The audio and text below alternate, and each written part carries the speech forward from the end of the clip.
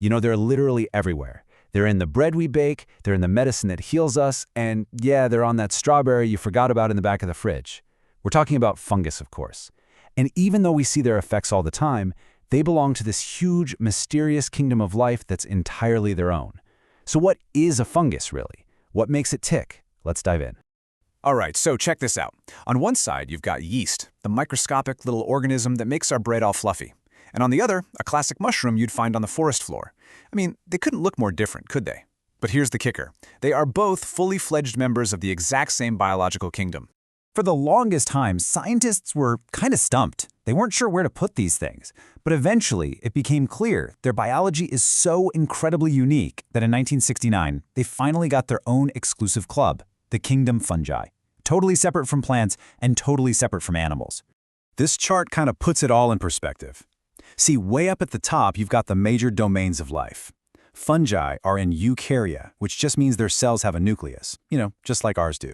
But then follow that tree as it branches out, and you see them veer off onto their own path, completely distinct from plants and animals.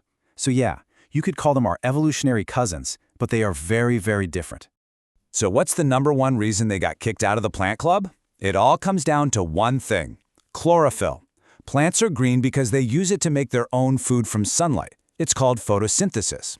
Fungi, on the other hand, have zero chlorophyll. None. Zilch. They can't make their own food, which means they have to find it and absorb it from their surroundings, which is, a lot more like how we animals do things.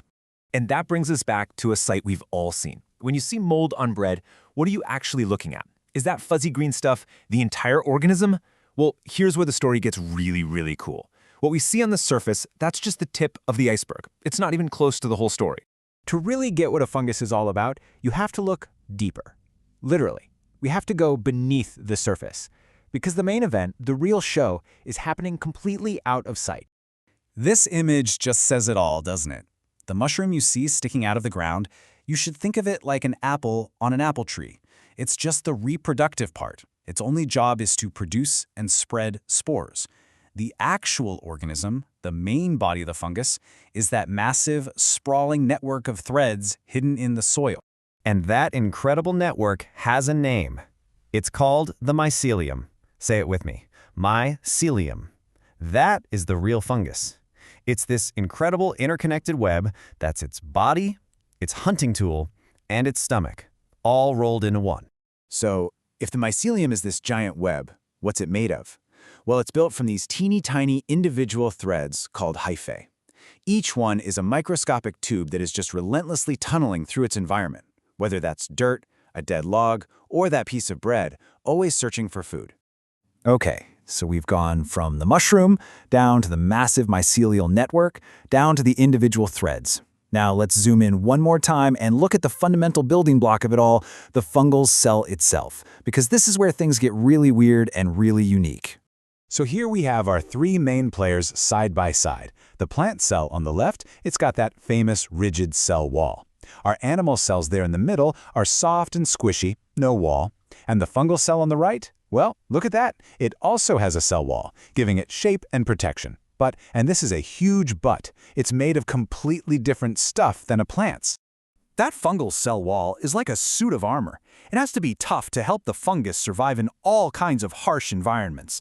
And its incredible strength comes from a very special material, a complex sugar you will not find in any plant on Earth. It's called chitin. So what exactly is chitin? It's a super tough and durable polymer. And okay, get this. This is the wild part. It is the exact same material that makes up the hard, crunchy exoskeletons of insects, crabs, and shrimp. Yeah, you heard that right. A mushroom cell wall is biologically more similar to a beetle's armor than it is to a leaf. How crazy is that? Now this isn't just some cool trivia fact. It's actually incredibly important for our health. Think about it. Our human cells don't have a cell wall, and they certainly don't have one made of chitin. So we can design medicines that are like tiny guided missiles, programmed to attack and destroy that chitin wall. They can wipe out a nasty fungal infection while leaving our own cells completely unharmed. It's a perfect biological target. And it doesn't even stop at the wall. The cell membrane just inside has another key difference. Our membranes rely on cholesterol to keep everything stable. Fungal membranes use a molecule that's similar but just different enough called ergosterol. And this gives us another unique target for those antifungal drugs to go after, making them even more effective. All right, so let's just recap this puzzle for a second. We know a fungus can't make its own food like a plant. And with that tough cell wall, it can't exactly swallow things like an animal. So how in the world does it eat? Well, it uses a strategy that is both a little bizarre and absolutely brilliant. It's called external digestion. Basically, they digest their food before they eat it. The best way to think about it is like having a stomach on the outside. The little hyphae threads spit out these incredibly powerful digestive enzymes right onto their food. Those enzymes break everything down into tiny, simple molecules. And then, and only then, the fungus just soaks up all the nutrients. This diagram shows you exactly how it works up close. You can see the fungal thread releasing those enzymes into the world. They go out and just demolish those large food molecules, chopping them up into tiny little pieces that are finally small enough to pass right through the cell wall to be absorbed. And if you want to see this in action, just think about a moldy tomato or a strawberry. Ever notice how it gets all soft and mushy and kind of watery? That is external digestion.